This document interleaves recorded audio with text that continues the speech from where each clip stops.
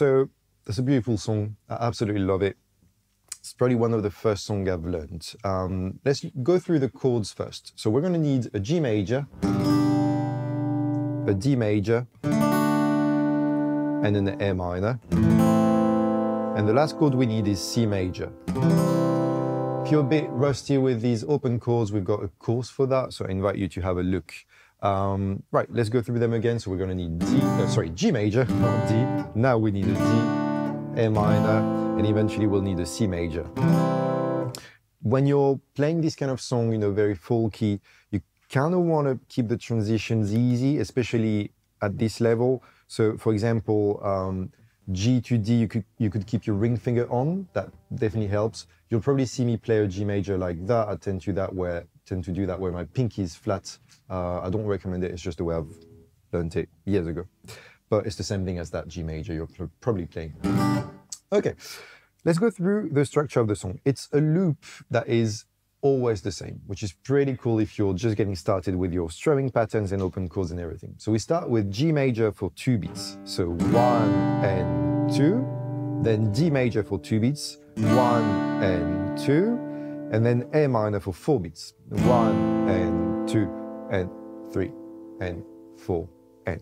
And after that, we repeat the same thing, so 2 beats on G, and 2, D and 4, and this time we jump to C major instead of A minor, and 2 and 3 and 4 and. So if I just count along, you'll hear the whole loop, 1 and 2 and 3 and 4 and A minor, 2 and 3 and 4 and then back to G, 2 and D major, 4 and C and 2 and 3 and 4 and. Right, so if you're just getting started with open chords and strumming and that kind of stuff, the best option is to do it literally the way I've just played it. So you would just drum the chord, count, jump to the next one, count, A minor, you keep on counting, 3 and 4, and you start again, G and 2 and 3 and 4 and C major, and 2 and 3 and 4 and. Do that this way until the chords are, within your fingers. Okay, let's talk about the strumming pattern now. So you may notice the way I'm counting is 1 and 2 and 3 and 4 and. So I'm counting the beats, the numbers, and the off beats, the ands that I'm saying.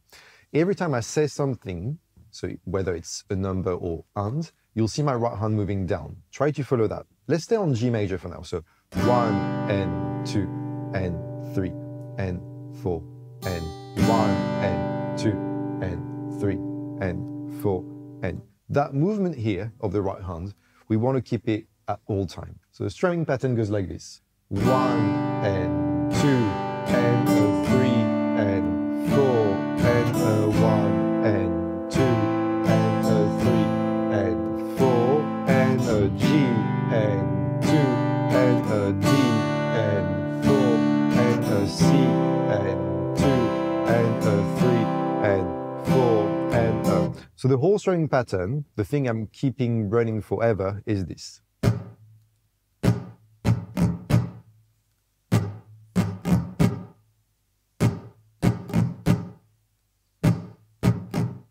If I count along, I'm doing this: 1 and 2 and a 3 and 4 and a back and 2 and a 3 and 4 and a 1 and 2 and a 3 and 4 and a.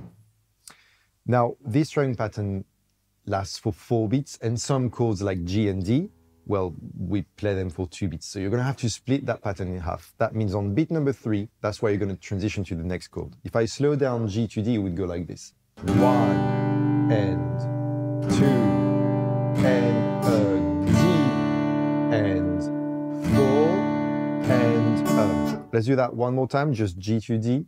1 and 2 and a 3 and 4 and a. But the next chord every time, so either A minor or C major, you stay on it for 4 beats, so you can play the full pattern, you can relax a little bit. So if I play that A minor, 1 and 2 and a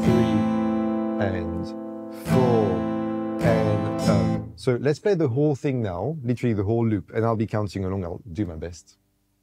Starting from G.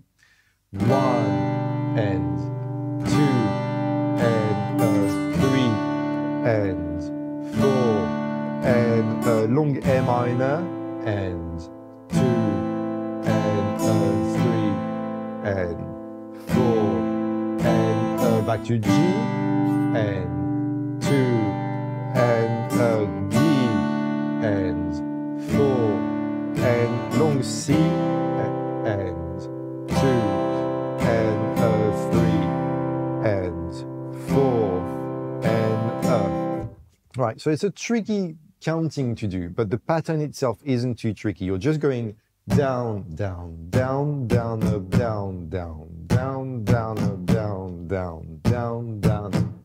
That's it. So you could still think of it this way. Counting is too tricky for you. I'm going to play the same thing just a little bit faster, just so you hear the actual song. So it would go like this.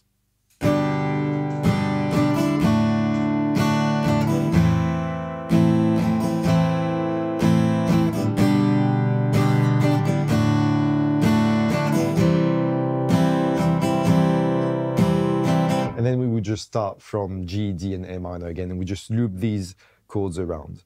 Now, if I play it this way and this way only, with the same pattern, it can sound a bit boring. It's the kind of song where the strumming pattern evolves as you're playing it. As in the band video you've seen, I tend to change the pattern here and there. For example, I'll do something like...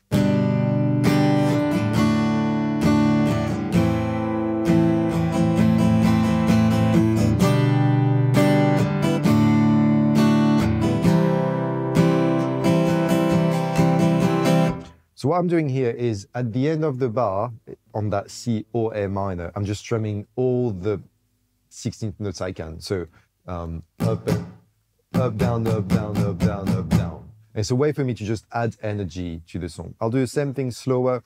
You don't have to play exactly that pattern, so I'm not teaching you this one. I just want you to get the idea that you can strum more than just the pattern I've taught you. It's fine as long as the right hand is on time. That's it. So let me do the same thing slower. And then A, and 2, and a 3, E, and a 4, E, and a G.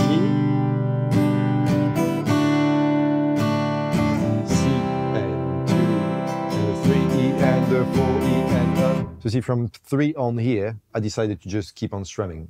The other thing I'm doing, you may have noticed that, is not only I'm strumming more, but I'm strumming harder. So the right hand is digging more into the strings. It's a way for me to add more volume, especially with a very nice acoustic guitar like this one. You get more dynamic when you're strumming more. So I'll keep it quite soft on the G and D. And then the last part of that A minor or C major, I'll dig in a little bit harder. Pay attention to the volume now.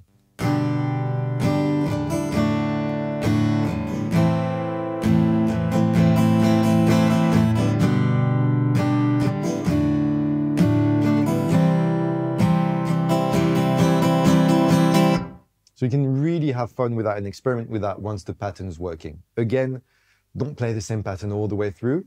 It's good at first, but as soon as you feel like you've got it in your hands, just add things to it, remove things to it, experiment with it. One last little detail on that song. On A minor and C major, so the only chords we're holding on to for 4 beats, Dylan tends to add the note G here with the pinky. So it's another way to add dynamic to it, to that song. So it would go something like this. And then here, adding the pinky, and you have a little, like, a new color onto that chord. And I would do the same thing on C. So you go from C, the regular C major, to C with a G on top here. In theory, that A minor would have a different name. We would call it A minor 7. That C would still be a C major. But adding that same thing, it's not the end of the world to just try. You've got time on that bar to try and aim for your pinky to be on that fret number 3 over there on the high E string. Trying to add that will just make your song sound better and better, more dynamic. I'll play the whole thing, adding more strumming, more volume, and that little note G on the high E string over there. You'll see that now we're getting into the right vibe.